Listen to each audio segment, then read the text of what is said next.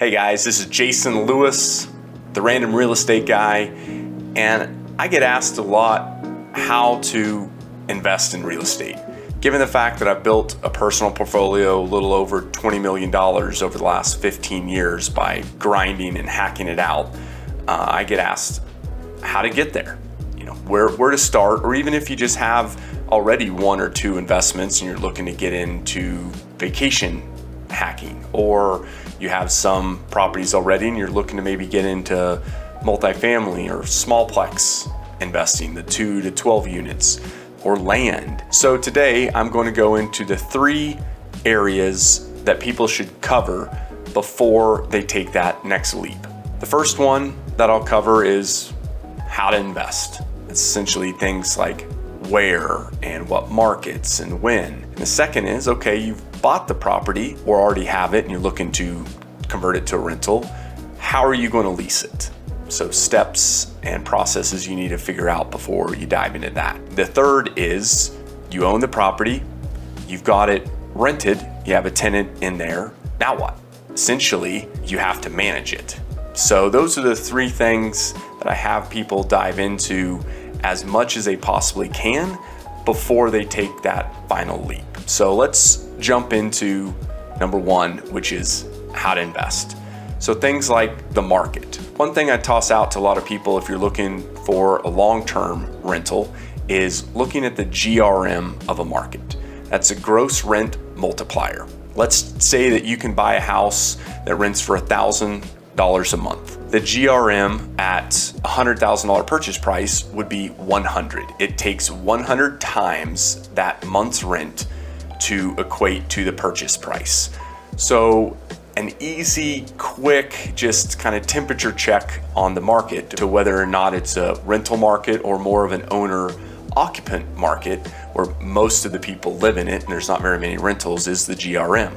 So if you're looking at a house that has a 300 GRM and you're looking at a neighborhood that averages are 150 GRM, without knowing anything more, I would dive in and spend the time to look into that area that has that 150 GRM because it's only 150 months that it's going to take me to kind of get my investment back without diving into all the other OPEX and insurance, taxes and all that. It's just a basic temperature check.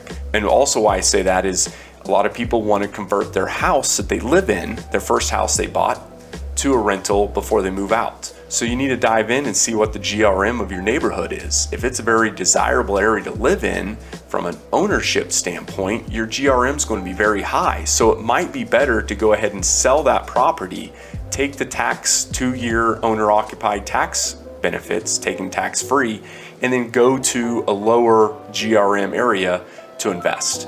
So those are things that how to invest that you want to kind of dive into. Just what markets, what type of property, layout, how are you going to invest? So there's so many, we could talk for hours on just those things, but figuring out your goal of investing. It's super high level. Then after you've kind of dove into, okay, where am I going to invest?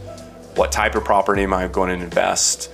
Then you want to dive into how am I going to get that property leased? You need to have a game plan before you go into it.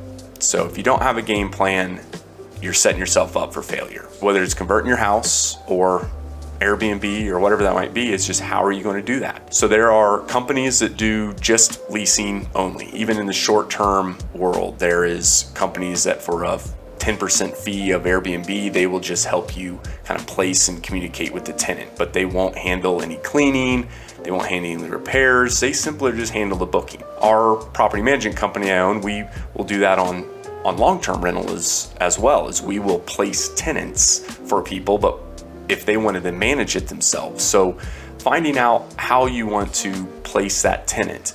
Then you also want to just make sure that, are you going to follow the rules, fair housing rules and regulations? Are you going to know about them? A lot of people just dive in and they post an ad and they choose who they feel is best.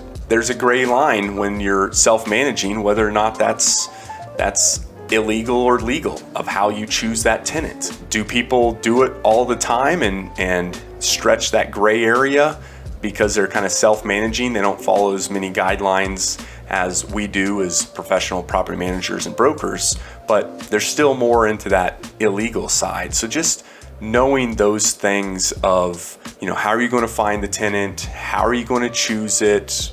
What's your lease that you're going to give to them? Application screening, things like that. There's just so many items you can dive into, just making sure you get the best tenant possible, and the marketing and the photos and all of those. Okay, now you have a tenant in there, or you have it set up for short-term rental on Airbnb. Next thing is you got to actually manage it. You own it, a tenant is in there.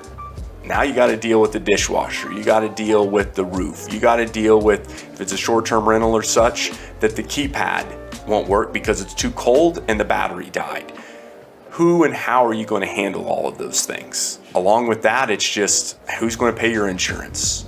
Who's going to handle all the legalities of if there's issues, evictions? There's so many things that come with this realm of just day-to-day management of it that you kind of need to figure out and have a game plan in advance. Even a situation is once the tenant moves out and you're getting ready to kind of repeat the whole cycle again, before that can happen, it's what's wear and tear. You need to know what your definition of wear and tear is. If you get into a legal battle and a tenant disputes that and they win, it's 3 times the value of what you tried to hold back. So if you say that's above and beyond wear and tear, they go to court, they win, and it's $1,000 of damage, you call it, but the judge says no, that's normal wear and tear, then you have to pay them $3,000 here, at least in our state. So things like that of just knowing and diving in is very important. So figuring out where, how, who, when, all of that of buying the property. Second, how are you going to lease it? Third, how you are going to manage it.